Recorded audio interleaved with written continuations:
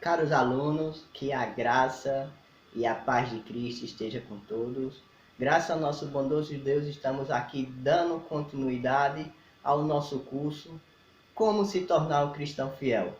Hoje com a lição de número 6, com o tema Deus tornou-se homem.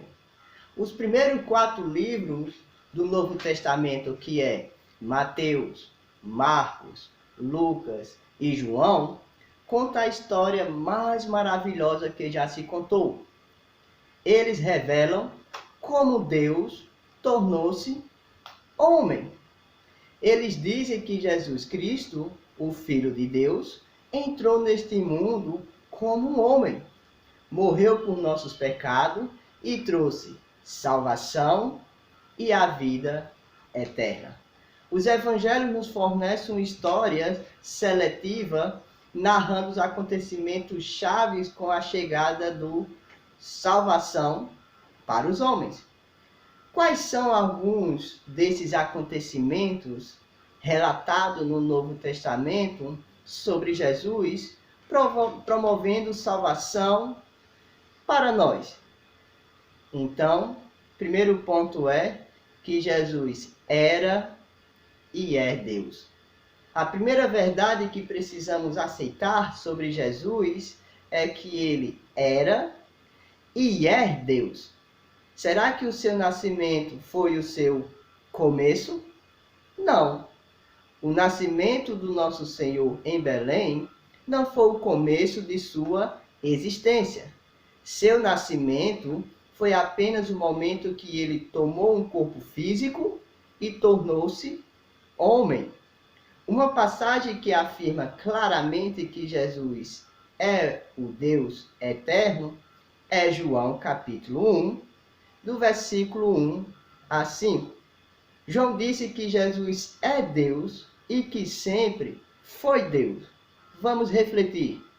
No princípio era o Verbo, e o Verbo estava com Deus, e o Verbo era Deus. Ele estava no princípio com Deus. Todas as coisas foram feitas por intermédio dele, e sem ele, nada que foi feito se fez. A vida estava nele, e a vida era a luz dos homens. A luz resplandece nas trevas, e as trevas não prevalecem contra ela. João começa o seu evangelho antes da história. Ele começa com Deus na eternidade. João diz que o Verbo tornou-se carne. Precisamos pensar a respeito de 4 grandes verdades que está narrada nessas passagens que lemos. A primeira é: vemos que Jesus não era uma criação. Como poderia Jesus tornar-se homem sem uma existência prévia? Em nenhuma outra passagem podemos ver diferença entre nascimento e começo, ou dizer que sua vida não começou no momento da concepção. Mas podemos dizer isso a respeito de Jesus. Ele não se tornou filho de Deus no momento do seu nascimento ou quando ressuscitou dos mortos. Ele é Deus supremo e sem começo. Ele sempre foi e sempre será. Ele falou da glória que tinha com o Pai antes do mundo existir. João capítulo 17, versículo 5. Jesus diz também que eu vim da parte de Deus, vim do Pai e entrei no mundo. João capítulo 16, versículo 27 e 28. Ele também disse: porque me amaste antes da fundação do mundo. João 17, 24. Ou seja, ele já existia. Diferente de nós, ele escolheu nascer e entrar na experiência da vida. Durante sua vida terrena, ele não renegou sua divindade, mas despojou-se voluntariamente das características que tinha como Deus. É o que Paulo diz em Filipenses capítulo 2, versículo 6, que embora sendo Deus, não considerou que ser igual a Deus, a qual devia se apegar-se. Então, continuando com o pensamento que Jesus era e é Deus, o segundo ponto é vemos que Deus criou o mundo por intermédio de Jesus. Ele é o verdadeiro Senhor do universo. A primeira epístola aos Coríntios, capítulo 8, versículo 6, Paulo diz isto: Todavia, para nós há um só Deus, o Pai, que está sobre todas as coisas e para que existimos, e um só Senhor, Jesus Cristo, pelo qual são todas as coisas, e nós também por ele. Em Colossenses capítulo 1, versículo 16, Paulo também diz isto: pois nele foram criadas todas as coisas, nos céus e na terra, as visíveis e as invisíveis, sejam tronos, sejam soberanias, quer principados, quer potestades. Tudo foi criado por meio dele e para ele. Terceiro ponto, vemos que Jesus vivifica os vivos e pode ressuscitar os mortos. João capítulo 11, versículo 25. Jesus vai dizer: eu sou a ressurreição e a vida. Quem crê em mim, ainda que morra, viverá. Ele é o autor da vida, não só da vida física, mas também da vida espiritual. E o quarto ponto, havemos de concluir que ele é o Senhor da vida e da morte. Ele fez todas as coisas e cuida de todas elas, vivificando e exercendo domínio sobre todas as coisas. Jesus, o Filho de Deus, tornou-se homem. Seu nascimento não foi o marco da sua origem, mas apenas seu aparecimento como homem na terra. Jesus era o ponto do encontro da eternidade, a combinação perfeita da divindade com a humanidade, a junção do céu e da terra. Ele constituiu em não ser simplesmente nascer, mas ser totalmente humano, de modo que pudesse morrer. Sendo Deus, ele se tornou homem. Ele era o Filho de Deus, mas tornou-se o Filho do homem. João escreveu que o Verbo se fez carne e habitou entre nós. João capítulo 1, versículo 14. Em outras palavras, Deus tornou-se homem. O Divino Filho tornou-se um judeu. O Todo-Poderoso apareceu na terra.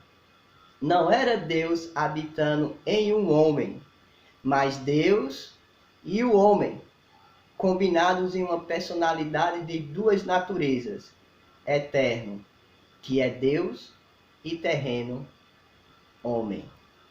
Então, continuando com nossa lição, ele viveu entre nós como homem. Uma outra verdade referente a Jesus em que precisamos refletir é que ele viveu entre nós como um homem, mesmo sendo Deus.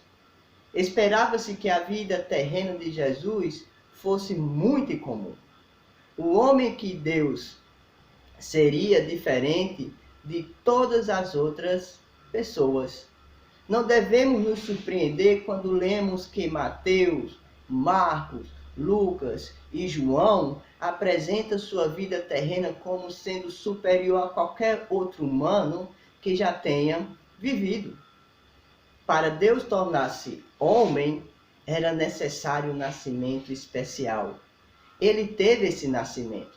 Os evangelhos de Mateus e Lucas falam de Jesus nascendo de uma virgem, chamada Maria. Ele teve uma mãe terrena, mas não um pai, pois ele foi concebido pelo o Espírito Santo.